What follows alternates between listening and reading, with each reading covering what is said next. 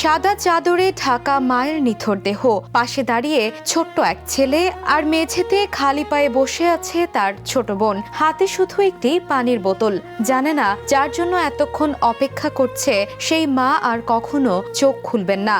এমনই হৃদয় বিদারক একটি ভিডিও সামাজিক যোগাযোগ মাধ্যমে ছড়িয়ে পড়ে লাখো মানুষের চোখে জল এনেছে।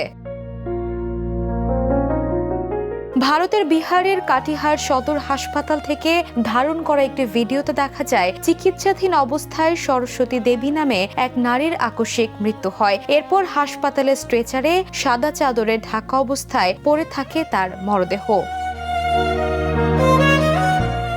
ভিডিওতে দেখা যায় বড় ছেলে নীরবে স্ট্রেচারের পাশে দাঁড়িয়ে মায়ের মরদেহ স্পর্শ করে আছে, অন্যদিকে ছোট মেয়েটি খালি পায়ে মেঝেতে বসে পানির বোতল হাতে নিয়ে নিশ্চুপ হয়ে আছে। তাদের পাশে কোনো অভিভাবক বা আত্মীয় স্বজন দেখা যায় না।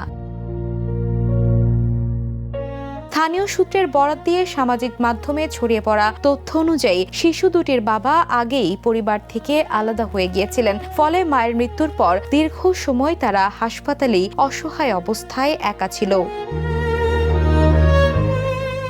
ভিডিওটি প্রকাশের পর সামাজিক মাধ্যমে ব্যাপক আবেগঘন প্রতিক্রিয়া দেখা গেছে। অসংখ্য মানুষ শিশু দুটির ভবিষ্যৎ নিয়ে উদ্বেগ প্রকাশ করেছেন এবং তাদের জন্য সহায়তা ও নিরাপদ আশ্রয়ের আহ্বান জানিয়েছেন। Desk report, the news. দেশে দেশে সবার সাথে, দ্য নিউজ।